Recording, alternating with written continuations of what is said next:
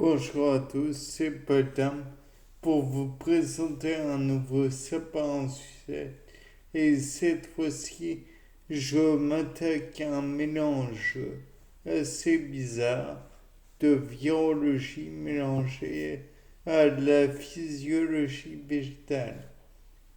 Ça peut paraître bizarre, mais c'est envisageable, je vous jure.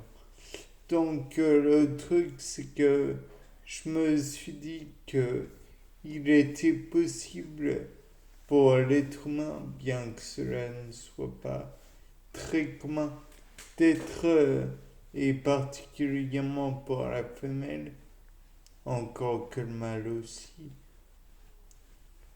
soit allergique aux spermatozoïdes et aux spermes plutôt. Donc je me suis dit que éventuellement il était possible qu'une fleur ait des réactions d'hypersensibilité, puisque c'est ça une allergie, une réaction d'hypersensibilité au pollen. Et donc peut-être, je ne pense pas que les fleurs puissent avoir de l'urticaire ou avoir des éternuements. Néanmoins, je pense qu'il est possible qu'une fleur puisse nécroser ou encore fasse appel à des molécules genre des phytoalexines qui pourraient détruire le pollen en question. Et où le fait est que ce pollen qui pourrait être délétère, donc on va le voir tout de suite. Donc comme dit précédemment, il pourrait avoir un effet de, comment dire, assez néfaste pour la fleur et donc la nécroser, ce qui engendrerait un problème. Peut-être par ailleurs, à savoir que peut-être que comment dire, les pollinisateurs habituels du genre insectoïde ou arthropode, ou comme vous voulez, ne pourraient plus voir la fleur comme quelque chose de, d'éventuellement appétissant, puisqu'il faut savoir que très peu d'hyménoptères vont, comment dire, polliniser des fleurs qui n'ont pas un bon parfum, à savoir par exemple Rafflesia arnoldi, qui a une désagréable odeur et je ne sais plus précisément, mais je sais qu'elle est détestable et que seuls les moucherons, voire les mouches, viennent à butiner cette fleur. Donc il est envisageable qu'elle finisse par se nécroser, dans le sens où par la suite l'ovocyte il n'aura pas une durée de vie, c'est pas Highlander quoi, donc il ne va pas vivre une éternité sans rien. Il sera décomposé, puis éventuellement reformé dans une fleur par la suite. Mais de là à dire qu'il va survivre indéfiniment, n'exagérons rien. De plus, il est possible que cela soit le conduit qui mène de la surface du pistil qui reçoit les pollens jusqu'à l'ovocyte qui se nécrose. Dans ce cas, peut-être que celui-ci va tout bonnement faire laisser entrer des insectes ou d'autres arthropodes ou des virus ou des bactéries ou que sais-je encore qui pourraient interférer avec le passage du pollen.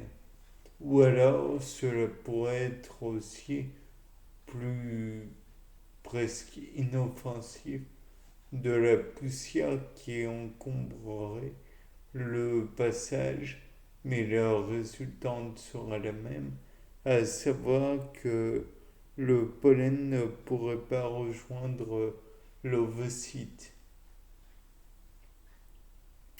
Par la suite, on peut envisager aussi que le problème d'hypersensibilité ne soit pas dû à la fleur qui est fécondée, mais au pollen fécondateur, si ça a du sens. Dans ce cas, peut-être que rien que le fait d'effleurer le pollinisateur, l'insecte transportant le pollen jusqu'à l'autre fleur, et jusqu'à cette fleur, sera néfaste et donc va-t-il se nécroser ou alors va-t-il engendrer un pollen qui va se détacher puisque le pollen sera peut-être à la base soit sec et dans ce cas il ne sera pas transporté ou alors il sera transporté dans les barbules peut-être de l'abeille ou alors il sera, on va dire, presque gluant, presque visqueux et donc il va être transporté sur le torse et l'abdomen de l'abeille ou dans quelconque pollinisateur jusqu'au pistil de la fleur. Là, il va être déposé et peut-être, ou pas en fait, s'il est nécrosé, peut-être qu'il va peut-être pas atterrir à l'abdomen ou à, enfin au thorax ou à l'abdomen du pollinisateur et donc il ne pourra pas féconder la fleur. Ou alors il pourrait entrer dans la fleur, dans le pistil, dans le conduit et boucher celui-ci. Et donc ça ne s'empêcherait le pollen d'aller féconder l'ovocyte. Et tout autre pollen serait empêché aussi de féconder l'ovocyte. Ou alors peut-être que ça va permettre, il va aller sur le pistil de la fleur, va parcourir le conduit du pistil et enfin ne pas arriver à fusionner son hémi-noyau, hémicaryon peut-être. J'imagine que ça marche comme chez les humains, mais peut-être pas, avec celui de la fleur, de l'ovocyte. Et dans ce cas, comme il n'y aura qu'un hémicaryon avec aucun autre hémicaryon, peut-être que ça va donner des monosomies Et peut-être que la graine résultante pourra germer, peut-être pas. Et si elle germe, peut-être que cela donnera un individu difforme, mal formé en tout cas. Peut-être.